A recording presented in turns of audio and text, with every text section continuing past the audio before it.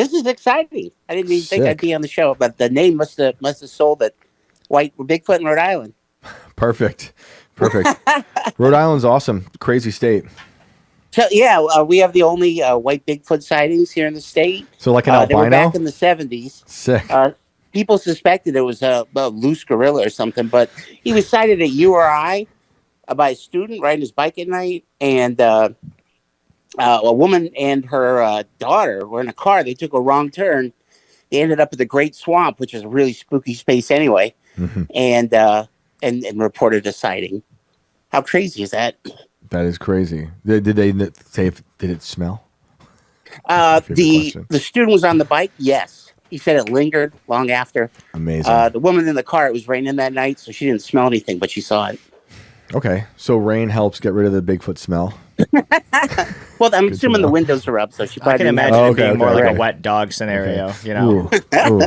So like an albino Bigfoot, have people drawn this? Is something like Brandon could look up maybe? Well, have you ever been on that site for the Bigfoot sightings, BRFO? I don't think I have.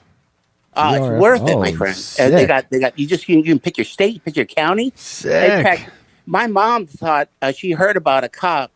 She lives in Georgia, North Georgia, in the mountains, and she heard of us. She heard it third hand, like from a friend. Said there was a cop at Anaruby Falls. He pulled his weapon on a Bigfoot, and I was like, really?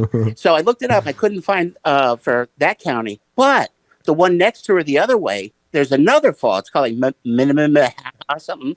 It sounded like Anaruby, if that's the only one you knew. And sure enough, there it is. There's the story of the cop pulled his weapon on a Bigfoot. Whoa. And he was at the falls. He spent too long there. The sun had gone down. He was fishing, and then he's like, "Oh shit! There's someone out here on the trail with me." So he goes over to say, "What's up?" He, peaceful, and suddenly this thing gets up, and he's a cop, right? So he can tell size, shape, and he's like, "This ain't right." This guy's like over 7 feet tall. So he's 60 feet away from the guy, but he's like, "Hey, can I help you?" And he's holding the flashlight, but he doesn't want to blind him in case he's another hiker. And then he hears the noise and smells the smell. He's like, "Uh-oh." So he's got his service weapon tucked in his side. So he's not threatening him or anything. But then the guy starts advancing toward him. And he's still assuming, it's a guy. And suddenly he's making the noise. He's smelling the smell. And he puts the weapon out in front of him. And I remember reading this report because he sounds like a cop. He's the individual, over 7 feet tall, her suit. He's just embarrassed to make the report because he doesn't want to tell. Hey, I went to Georgia and I pulled my weapon on a local. That's crazy. That's amazing. I mean, for such a small population as Bigfoot, they do make up a lot of the crime. So. By per capita, I don't know how it goes. Dude, this website's amazing. I've never heard of this. I'm looking at it now. I looked up Rhode Island, and they have like a whole classification system. They got the reports listed. This is amazing. Yep. BFRO.net. We got this one from April 2010 in Providence County with like they have little descriptions. Early morning sighting by a motorist along Route 6 near Foster. This other one's funny from October 2006. Possible stick formation found by a hiker in the Great Swamp. I mean, come on, man. What? Come on now. Like, let's get it right. 2026 Bigfoot expedition. If I remember that one correctly, he was in the Great Swamp. Okay. That might have been why they.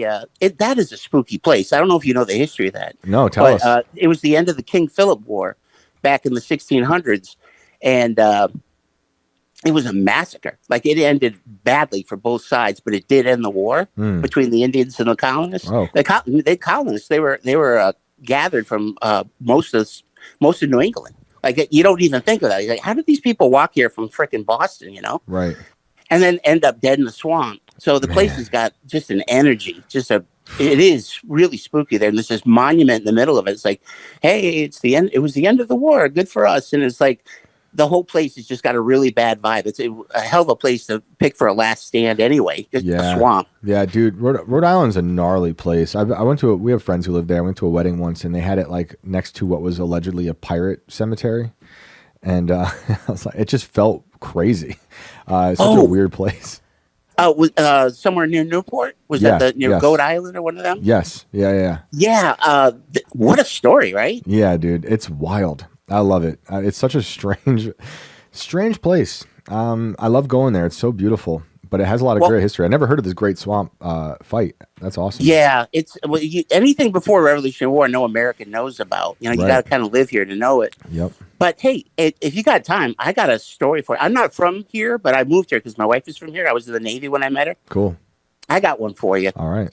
Check this out. I'm working in the local hospital, and they just disbanded the cleaning department.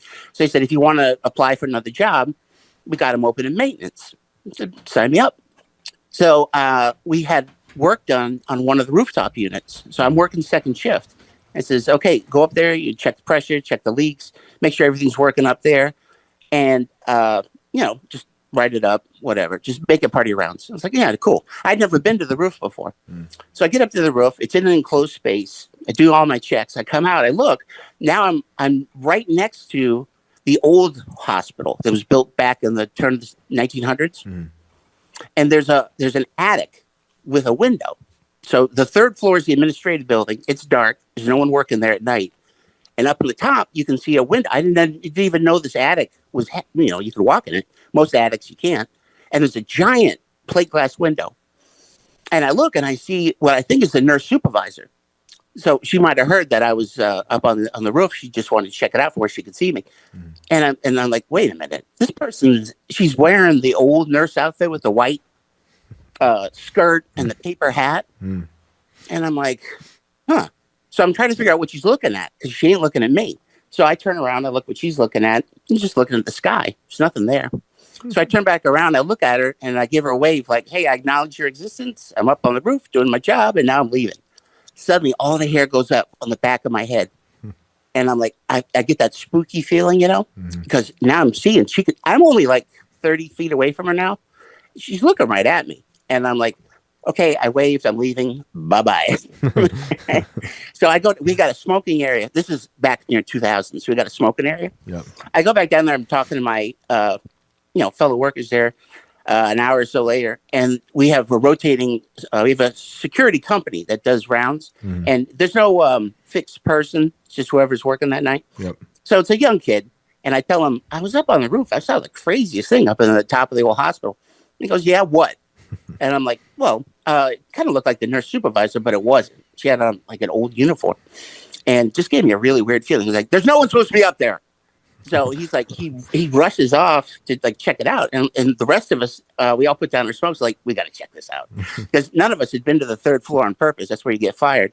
And then this is above it. This is an attic. So everyone's like curious, what the hell? So he goes up there, storming with a flashlight, right? We're kind of following behind. So we go to the third floor. It's everything you think, just admin, the bean counters, and then he finds a secret staircase that goes to the attic because he knows about it. We don't. So of course we're going up there, right? So this attic, and remember, this building's 100 years old at this point. This it should look like crap. It's pristine. It's got a nice carpet in it. There's no fluff, that pink stuff hanging off the ceiling. And you can see from one end to the other, there's nothing stored in it, which is really unusual. Right. Anyway, he storms up there, turns on the light, looks, there's nothing there. Not surprising, right? So everyone's looking at me like, I'm like, bro, believe it or not, I don't care. I tell you, I saw what I saw. Following week, one of the nurses hears what happened. She says, bro, come with me. We go up a staircase in one of the newer buildings, and at the top of the staircase, there's a shrine to a new supervisor from 100 years ago. And like, who is this? I was like, take a look. And I'm looking, it's like, it's her. It's the woman I saw in the window. Her name's Edna Otto, and she's worked for so many years. There used to be a dormitory at the top of the original building where the nurses lived. She was in charge. Wow. And then here's the weirdest part. This is over 20 years ago, right? My wife and I, we go to the local parish. We've been going for the last 30 years. I open up the bulletin, same one I've been looking at for 3 decades, and there's a perpetual prayer group. In other words, you can sign up to have people pray for you. Right. Whose name is on there? Is it Miss Edna? And Miss Edna's on there, along with one of my neighbors who's passed away. It's like you sign up for it. You ask people to pray for you. I mean, it's a cool thing. So I'm like, whoa, what? That's amazing. I said, look, this is the second time I've seen this name in 30 years. If I ever have the chance, I'm going to tell people about it. So congratulations. There you go. Great stories. Great phone call. Awesome. That's great. Thank you so much for sharing those. Bro, anytime. I got plenty. Rhode Island's a spooky place. I'm happy to call again. Give you another one. Please do, man. Please do. We know where to find us. Awesome. Thank you so much. Have a good night. Man.